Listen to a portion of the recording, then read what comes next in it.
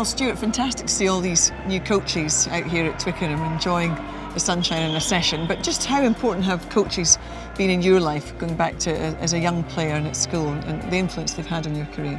A huge influence, obviously. I mean, I think it's what inspired me to coach in the first place. My first schoolmaster, a guy called Tony Rold, who's retired now, I still speak to and still connect with now. And so he's had a huge influence on my career. And throughout that time, all I've done is try to learn from all the coaches I've worked under. Phil Davis was a big influence on me at Leeds.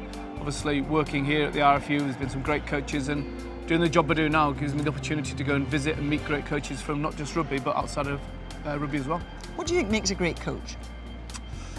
Good question. I think flexibility in your coaching style, so the ability to pick the right coaching tool out the box at the right time. So being directive on occasions, being empowering, putting your arms around the shoulder, being motivational. You need good technical ability, and you have to have credibility, and you've got to have an honest and direct relationship with your players, but one in which the players feel they'll want to play for you.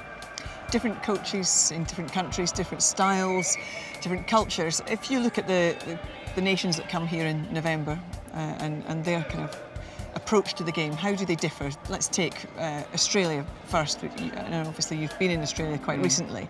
What do you think their approach to the game is?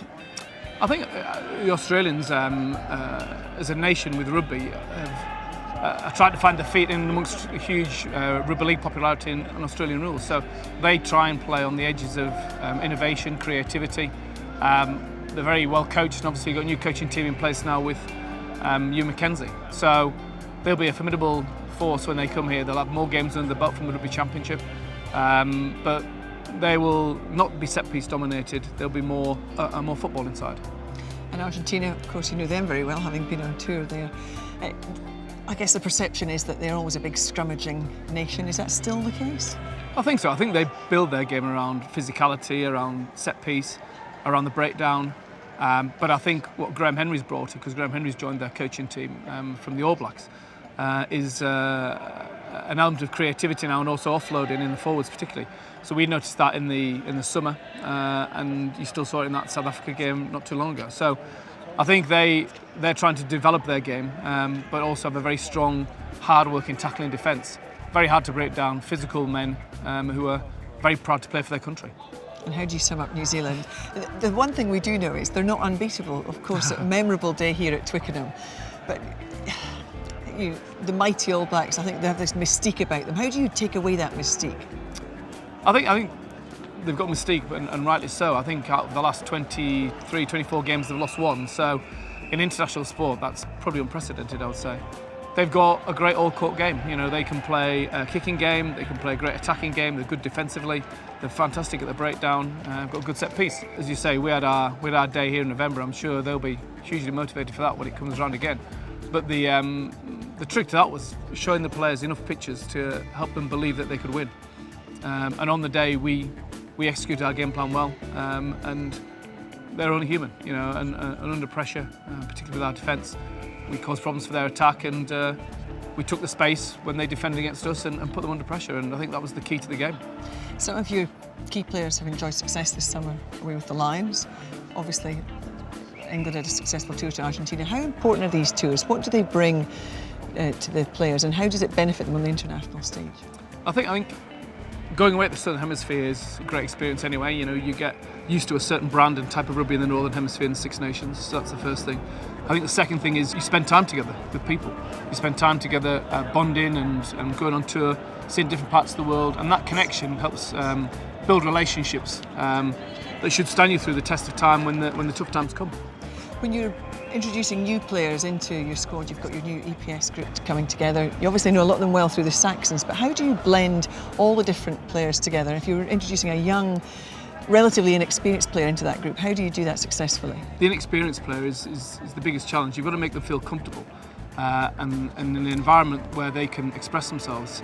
Certainly, there's been times I've felt that perhaps young players have had to wait 3 months, 6 months, 12 months before they feel they can add value.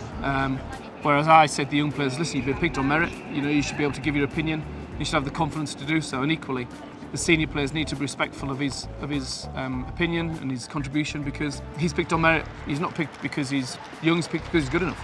And I think by giving them that confidence, you get the best out of them. And alongside that, the motivation is about what's right for England and what's right for the team. And that should override any other motivation. 2,000 new coaches, hopefully, through this QBE initiative with the RFU over the next couple of years. What bit of advice would you give to some of these new coaches coming in and going out there into the environment and trying to help young players coming through? The first thing I would say is coach as much as you can. You only learn and develop by coaching on a consistent basis. And by doing something, reviewing it, and then coaching again is a great way to learn. And secondly, never stop learning. So go out and actively research the techniques and the tactics of the game. Go look at leadership and management and how to get the best out of people. Put all that together and a desire to continue and improve. And then ultimately you should become a successful coach. This is quite a good one, because I'm going to ask you, what's your career highlight today? I think there's a whole lot more to come. But what's so far your career highlight? Obviously the All Blacks here has to be right up there, but it's hard to pick that out against winning in Dublin or beating France away. So I will say the All Blacks, but only just. Can I ask one extra little question? An awful lot of top sports people talk about visualisation and how that gets you from A to B. Have you at any point visualised England lifting the World Cup here at Twickenham? No, I haven't actually, because I believe that you've got to focus all your energy on getting the process right, and the score will take care of itself.